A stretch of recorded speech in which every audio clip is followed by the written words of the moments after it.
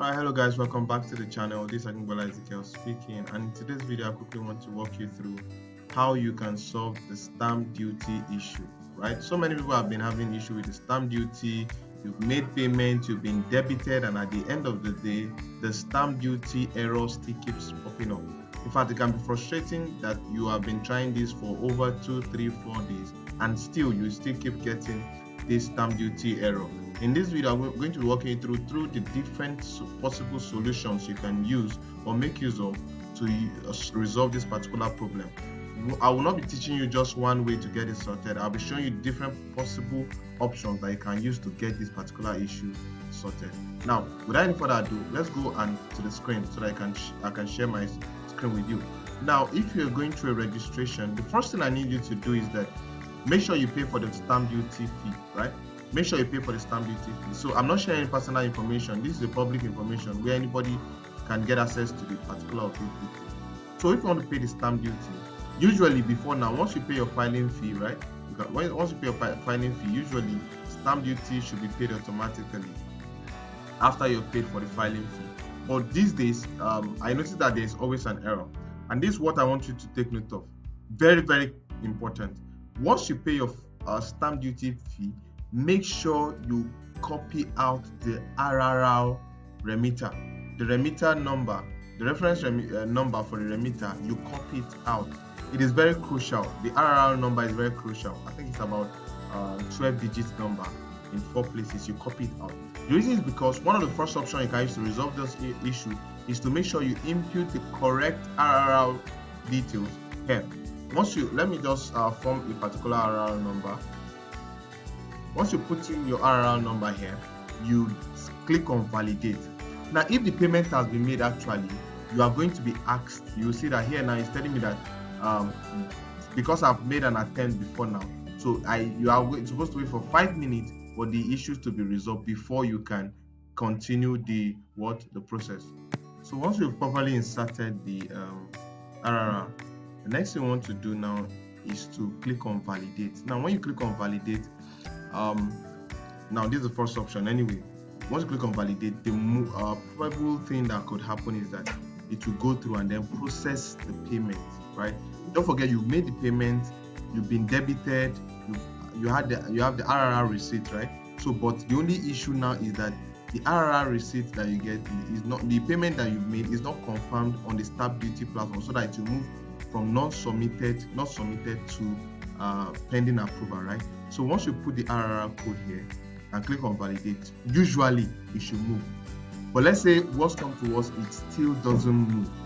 Or before we even go to that, let's say the second option now, you don't have the RRR, right? You made payment. It's possible that some people don't take note of the RRR. You don't take note of the RRR. So you come here and click on check the status. Now, check the status sometimes also works. It helps to validate the payment.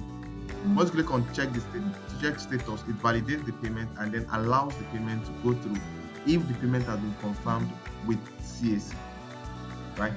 The last option you can see that remitter payment service is not reachable. Now, this is the major issue that we are currently having.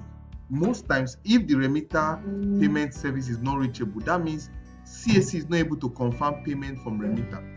These are the other options you use. You go to your email address.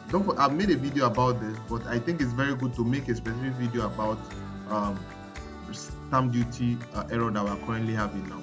So you come to your email address and you go send an email to support@remitter.net, support@remitter.net. And what are you providing? Now, the first thing you want to be sure is that the payment has been approved from remitter. It is possible that you are debited and remitter has not confirmed the payment. So the first thing you want to do is that you confirm the payment from remitter. So you send a letter to them in the email and tell them that unconfirmed payment, unconfirmed, I hope my spelling is correct, unconfirmed payment on CAC portal.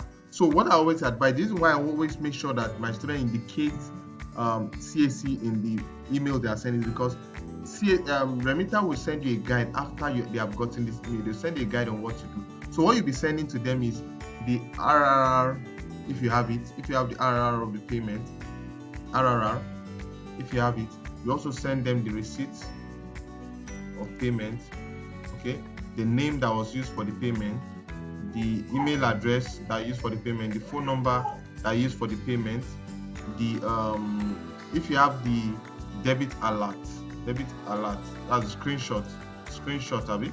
If you have it, you attach it as well, and every relevant, if you have the transaction ID, I think some people can generate transaction ID from payment, right? So transaction ID, so if you have transaction ID, you attach it as well, and then the screenshot. So when all this is sent, I will now show you the template of how most times remitter will respond to your email. So alright, this is what one of the emails they sent to me after sending that kind of email to them, right? So they'll tell you that they'll confirm that the payment has been made, the reference transaction has been duly processed on remitter to the position of the CAC, right? So that means you are sure that remitter has cleared the payment from their own side. Don't forget, your bank has a role to play. And meanwhile, in the email you are sending, don't forget to tell them what kind of transaction you did. Did you use SSD to make payment? Is it bank transfer? Is it do you use an app or whatever, or do you use your ATM card, right? Or do you use Paga or whatever platform you use? You notify them, or use wallet, whatever you use. So now you confirm that you have been debited from your own side, but remitter needs to confirm the payment has been made on their own end. Very important. So that's where most people miss it. They get an alert and they think that the payment has been processed by remitter. Sometimes that's not always the case, right? It is until you send this email that, so don't skip this video, just keep watching the way I'm explaining. So it is when the payment has been confirmed on your own from your own bank, then remitter needs to process the payment on their own end. So when they process the payment now, and you get the confirmation that they process the transaction, then you can now move forward to the next thing that I'll be showing you. So these are the content of the email they are sending you. They are telling you to kindly follow these steps of transaction in the portal. So this one of the reason why you should attach CAC to it, so that they will be able to send you some of these guides. There are sometimes that they want you to do something in particular, and in this something particular, they will send you the guide of what to do. So for instance, now here they say go to name search, log to the portal, click on reservation history, go to actions, click on view payment history, click on check status. So for business company registration, you see, go to view pending booking, click on check status, right? You can see that they're even referring you to the emails of CAC and showing you some of the email address you can send contact to, and that will take us to the third stage. So if remitter confirms the payment has been made on their, or has been processed on their own end, then that means the issue now is left with CAC to confirm the payment on their own platform. Now, this issue now is not mostly CAC alone.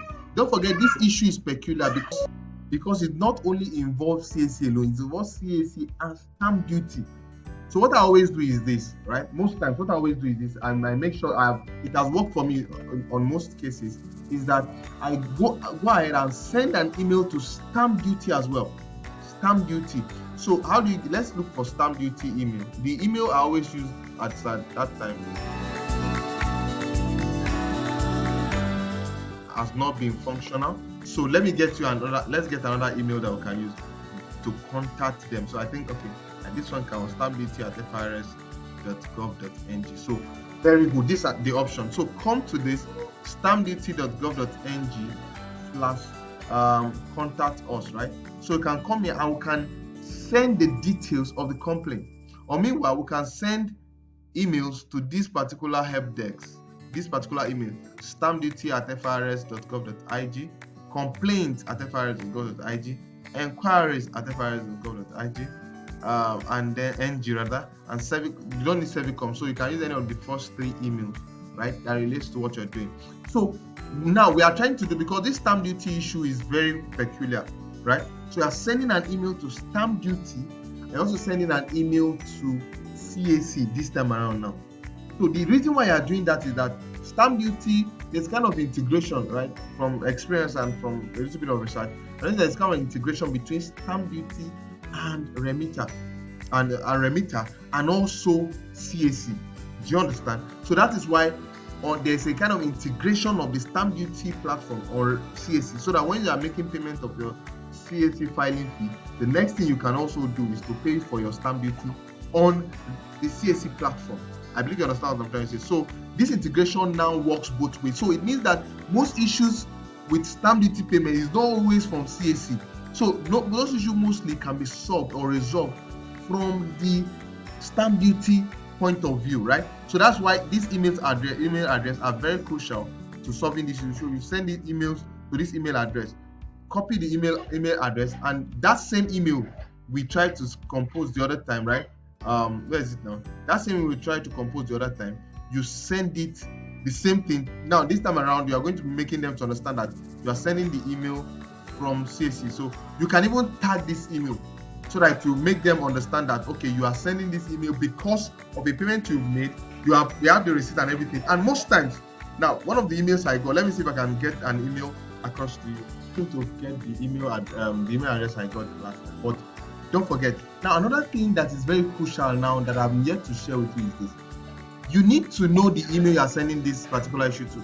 The email is spu@cac.gov.ng. SPU deals with issues like this, right? SPU@cac.gov.ng. That's the email you are sending for the CAC part. While for the stamp duty part, don't forget I've already shared that with you. You are sending to stampduty@frs.gov. So stampduty@frs.gov.ng. So if this issue persists, these are the only methods that are available at the moment to get this issue resolved. So don't forget, the first thing is that you come to your dashboard, try to verify and validate the payment RRR. If the payment RRR does not validate, check the status. Click on check the status to confirm the status of the transaction. Most times it goes through, but in this situation, if it doesn't go through and you click on check status and it doesn't go through, and you're getting the error that you need to wait for a particular minute or something, just quickly go. First, verify the payment has been confirmed from remitter. So the first email you are sending is to remitter to make sure that the payment has been processed by remitter. So if remitter confirms to you, so the reason why this video is very important is because instead of waiting unnecessarily for long, once remitter does not verify the payment, even if this platform comes back active, right? I know this is currently a general issue. If the platform comes out active, your payment will still not be processed because remitter has not processed the payment. Do you understand? You will still just click on stamp duty and it will not get you any result. So you confirm the payment if it has been validated by remitter. So if remitter sent you an email that, okay, we've debited you and we've confirmed that this transaction has been processed and we're just waiting for CAC to work on it, then you are good to go to the next stage. And the next stage now is that you need to confirm with the FRS, that is the stamp duty now, that the payment has been made. So you send an email to them in the email I provided the other time, and also send an email to spu@cac.gov.ng. So these two emails are important for you to be able to resolve this particular issue, right? So I hope this video is helpful. I want your reaction. So let me know if this video actually helped. If it didn't help, then I will look for other alternatives to help you get this particular issue sorted. But I bet you it's actually a temporary issue, and I'm here to always get you through all these difficult issues. My name is Akinbola Ezekiel. Subscribe to my channel, give this video a thumbs up, share it with friends and families, and I'll see you in subsequent videos. Thank you.